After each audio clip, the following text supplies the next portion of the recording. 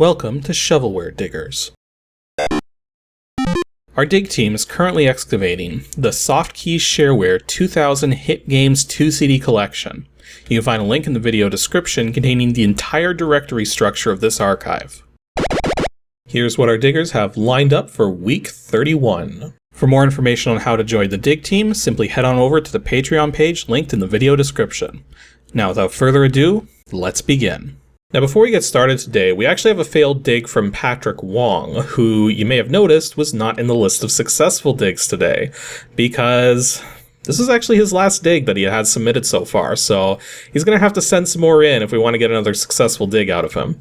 In any case, his failed dig was DOSGAMES /arcade3 /STR Clash, and it failed for a reason which I might have been able to work around, but it would have taken a lot of effort. There we go. Version 1.0, written by Ken Leung and Lewis Malone. I said it was freeware there. Select your mode.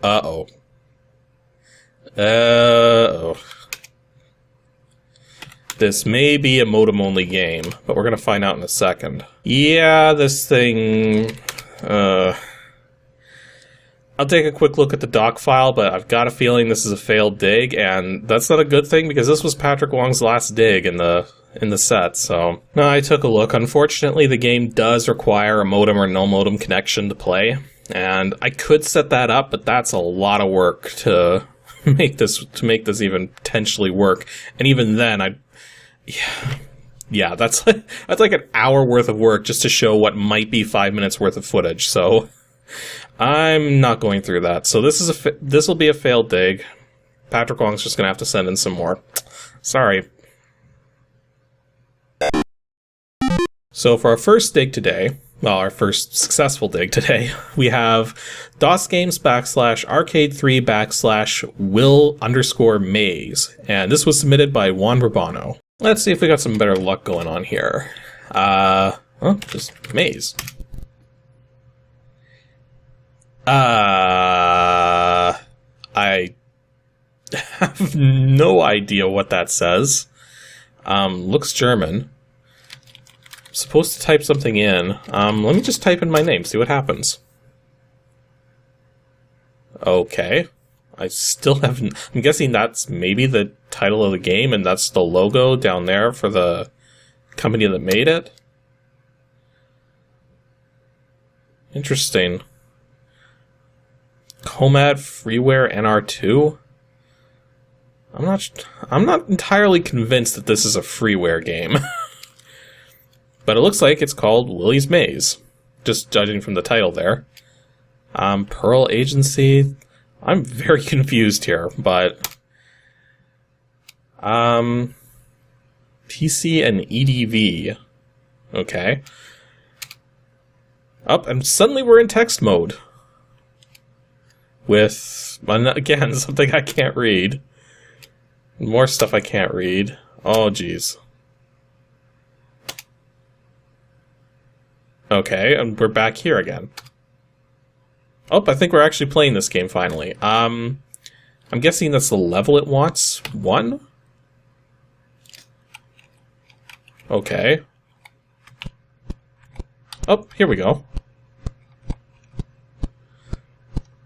So, kind of like Pac-Man.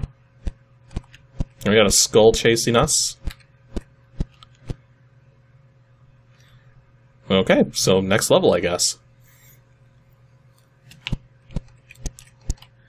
So it's interesting you got these sort of purple walls here that you can flip around. I'm going to guess that the enemies can't travel through those walls.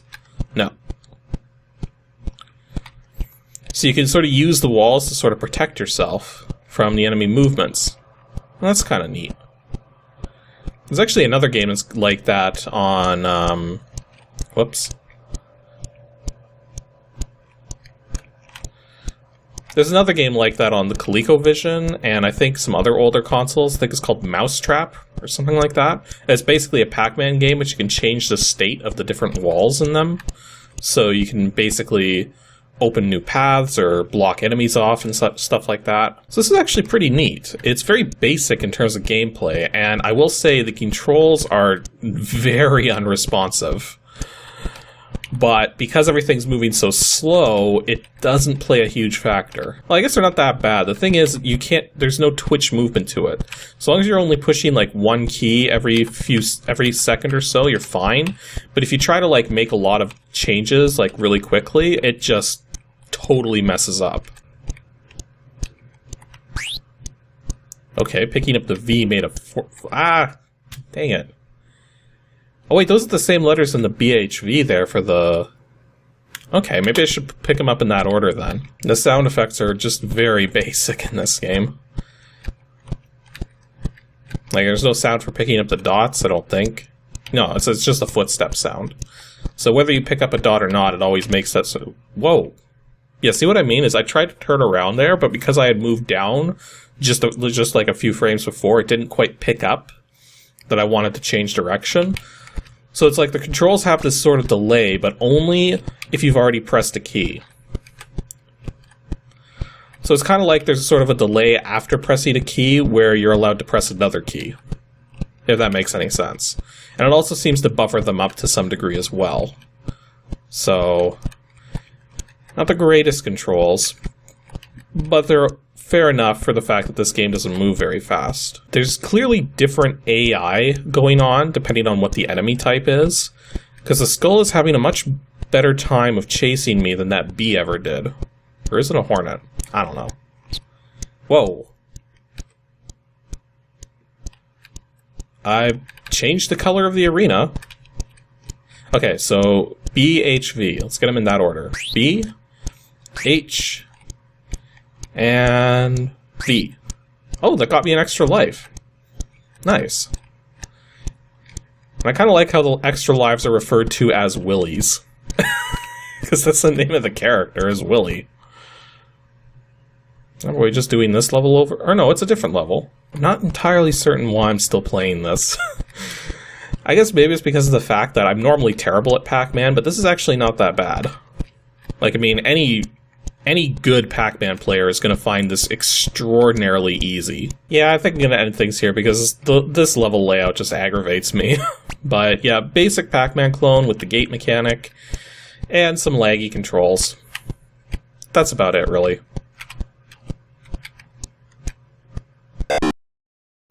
Our next dig for today from Robert Mackey is DOSGAMES /PD1 /angry. I wonder exactly how it means angry in this context for the game. We've got a very brief readme here, so let's just type it out quickly.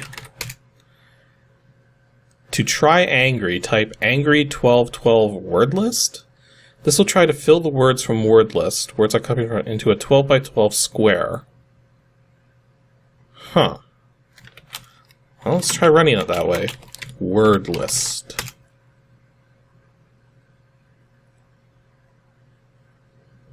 Okay.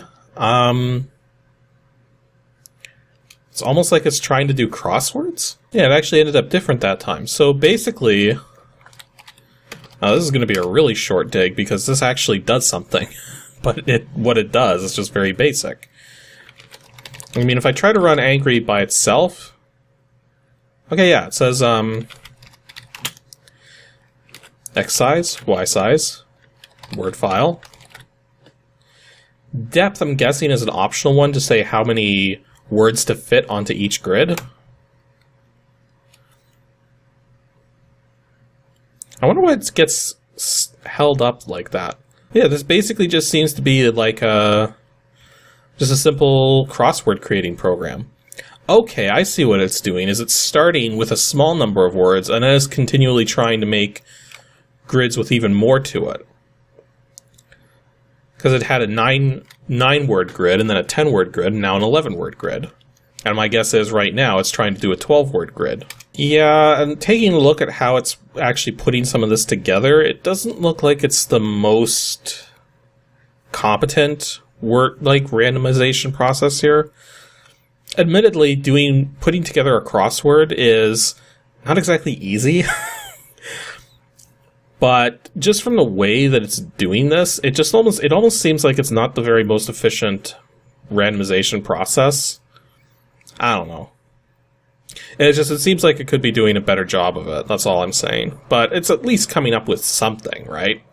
So I guess if you needed a very basic crossword builder, I guess this would do the job if you needed something just basic.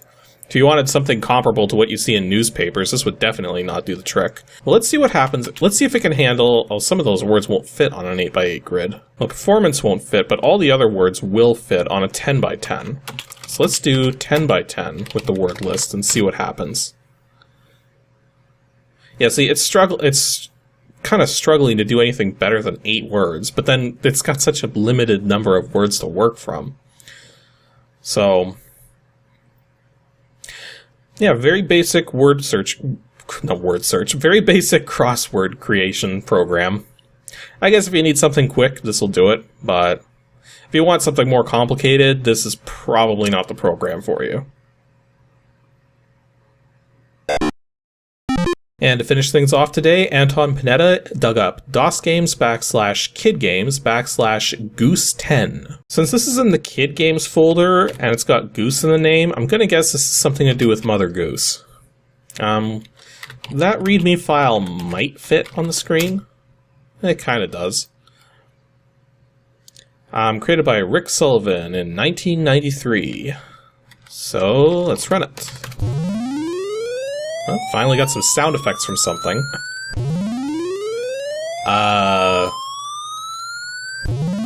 What's it doing?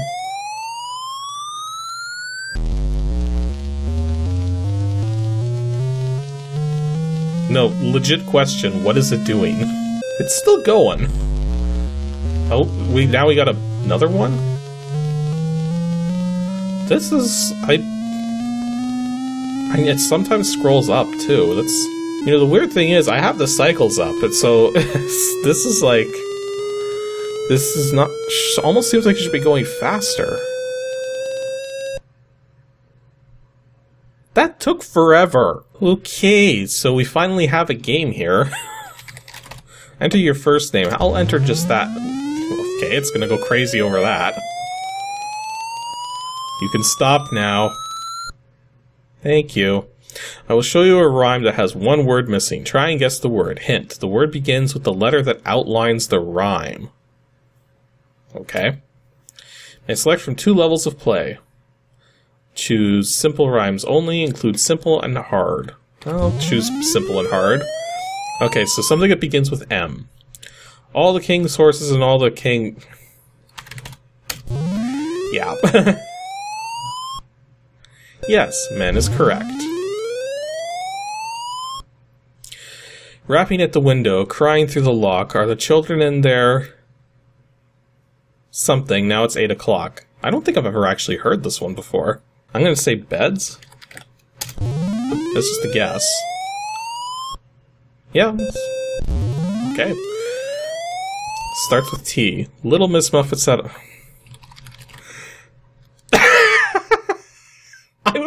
because I wasn't looking at the keyboard, I just typed out, and it's like my hands were like off-centered by one character. Oh, whoa. I could backspace by that much. I just typed that in! Ooh, this game's got some bugs. What? What? What? I didn't touch anything! It just automatically gave me a wrong answer there. I've never heard this one before either. I'm gonna guess first. Okay. So, I mean, sometimes you can figure this kind of stuff out. Cold and raw, the north wind? I'm not even reading that. I didn't even read that one. It's like sometimes... it's one of the interesting things with speech is that sometimes you can just sort of guess just from the nature of just where things are going. Okay, I've never even heard this one before. Tweedledum and Tweedledee resolved to have a battle, for Tweedledum said Tweedledee had spoiled his nice new... rattle?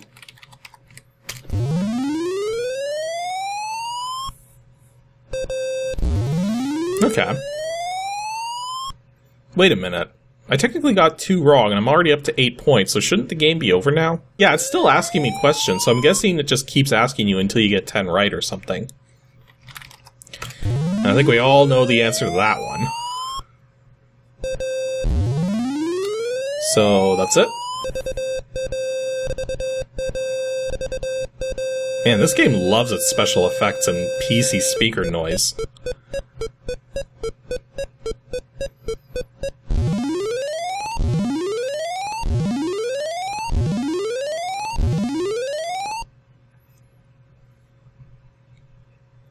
You have won one round. Do you wish to play another?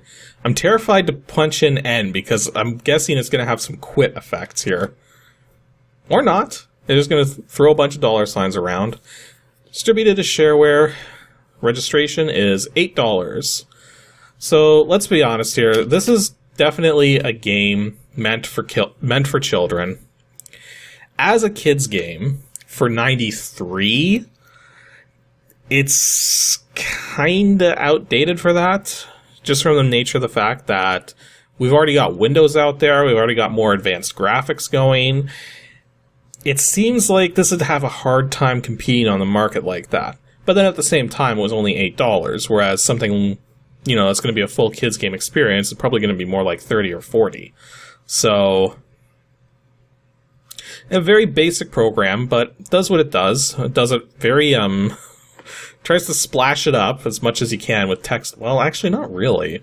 The effects it was using was mostly just colors with the star, with the asterisk and the diamond characters.